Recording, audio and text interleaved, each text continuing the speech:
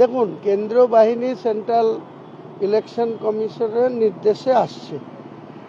Election কমিশনকে দেখতে হবে যে কেন্দ্রীয় বাহিনী যেন রাজ্য সরকারের প্রশাসনের নির্দেশে পরিচালিত না হয়।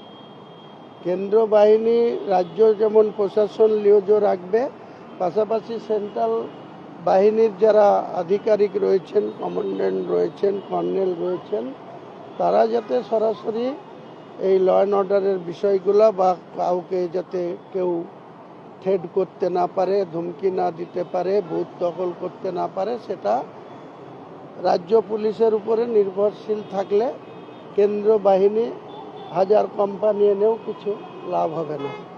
যদি যে কেন্দ্রীয় কোম্পানি আসবে সেটা যদি সঠিকভাবে ইলেকশন কমিশন যদি তাদের বুথ সুরক্ষার জন্য বা সাধারণ মানুষের ভোটারদের নিরাপত্তা নিশ্চিত করতে পারে, তাহলে মানুষ নির্বিঘ্নে নিশ্চিন্তে তাদের পছন্দের প্রার্থীকে ভোট দিতে পারবে। মুখ্যমন্ত্রী গতকাল বলেছেন যে নির্বাচন কমিশন চুপি চুপি 1,20,00,000 নাম বাদ দেওয়ার একটা পরিকল্পনা করেছে এবং লজিক্যাল ডিসক্রিপেন্সির কারণ দেখিয়ে অনেক নাম বাদ দেওয়া হচ্ছে। এটা প্রাথমিকভাবে কোনো এরকম কোনো নির্দেশিকা? মুখ্যমন্ত্রীর কথার কোনো মূল্য নেই। উনি কখন কি বলেন, উনি তো কোর্টে গিয়েছিলেন। কোর্টে গিয়ে সুপ্রিম কোর্টে কি বলেছেন সেটা প্রকাশ করা উচিত। আর সেই বলার জজ সাহেবরা কি শুনেছেন আর তার ওনার কথার কি গুরুত্ব দিয়েছেন সেটা একবার সাধারণ মানুষের কাছে প্রকাশ করা উচিত। কারণ উনি কখন কি বলেন, নিজের স্বার্থ বা নিজের সরকারের পক্ষ নিয়ে অনেক ভুলভাল কথা বলে চলছেন। বলুন, আগামী দিনে নির্বাচন যখন শিডিউল হবে তখন বাংলার মানুষ এইসব ভুলভাল কথার, উল্টোপাল্টা কথার জবাব নিশ্চয়ই বাংলার মানুষ। এসআইআরের কাজ যেখানে যেখানে হচ্ছে, পাসপোর্ট অফিস থেকে শুরু করে আদালতের বিচারকদের একাংশকে এই কাজে নিযুক্ত করা হয়েছে এবং তারপর থেকে দেখা যাচ্ছে গত দুদিন আগে আদালতে একটা বোমাতঙ্ক ছড়ানো, আজকে পাসপোর্ট অফিসে একাধিক পাসপোর্ট অফিসের রাজ্যে সেখানে বোমাতঙ্ক ছড়ানো হচ্ছে। এটা কি পরিকল্পনা করেই করা হচ্ছে? দেখুন, এই নিয়ে আমি কোনো মন্তব্য করব না, কারণ সুপ্রিম কোর্ট জুডিশিয়ালদের ওখানে নিয়োগ করেছেন। এই কাজ রাজ্য সরকারের কর্মচারীরা সঠিকভাবে ত্বরান্বিত করতে পারেননি, তাই সুপ্রিম কোর্ট জুডিশিয়ালকে ইনভলভ করেছে। জুডিশিয়ালের উপরে যদি কোনো অ্যাটাক হয় সেটা কনস্টিটিউশন অনুযায়ী বা ভারতবর্ষের সংবিধান অনুযায়ী বা আইন অনুযায়ী তাদের কি ব্যবস্থা নেবে সেটা আমাদেরকে অপেক্ষা করতে হবে। হাওড়াতে যে গুলি করে খুন করা হলো একেবারে প্রকাশ্যে, তারপরেও এখনো পর্যন্ত অভিযুক্তকে ধরতে পারেনি। তৃণমূল বিধায়ক ঘনিষ্ঠ বলে কি ধরতে পারছে না পুলিশ?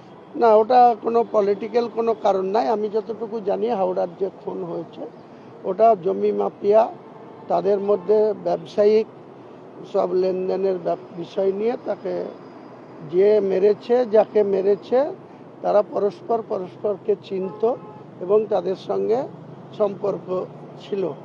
কাজেই তারা সহজেই এই ঘটনা ঘটিয়েছে। পুলিশ নিশ্চয়ই তদন্ত করে যারা ঘটিয়েছে তার বিরুদ্ধে ব্যবস্থা নেবে, এটাই আমি মনে করি।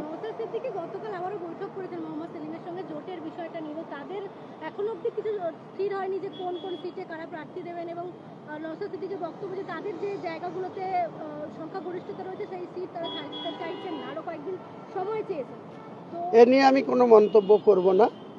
আমি এইটুকুই বলবো যে আমরা এই মাসের মধ্যেই একটা জোটের পরিষ্কার চিত্র তুলে ধরতে চেয়েছিলাম, কিন্তু আমরা ভেবেছিলাম যে মার্চের ফার্স্ট উইকের মধ্যে ইলেকশন কমিশন শিডিউল ডিক্লেয়ার করবে, কিন্তু এখন দেখা যাচ্ছে যে 28 তারিখে ফাইনাল ভোটার লিস্ট হওয়ার পরেও মার্চের 15 নাগাদ ইলেকশন কমিশন 2026-এর 18তম বিধানসভার নির্বাচনের বিজ্ঞপ্তি করবে।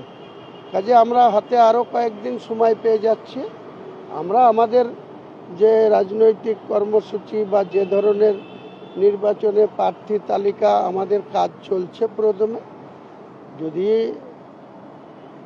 আমাদের মধ্যে একটা থার্ড ফ্রন্ট বা একটা মহাজোট যারা তৃণমূলকে হারাতে চায়, যারা বিজেপিকে ক্ষমতায় আসতে না দিতে চায়, বিজেপির বিরুদ্ধে যারা, তৃণমূলের বিরুদ্ধে যারা, তারা যদি একজোট হয় ভালো হয়।